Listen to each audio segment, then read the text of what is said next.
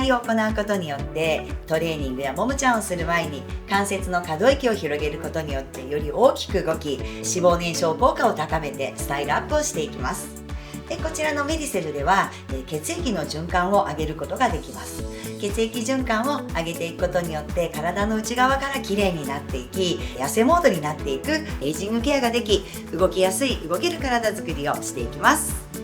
松村さんもきれいになっていきましょうね。頑張りましょうね。はい。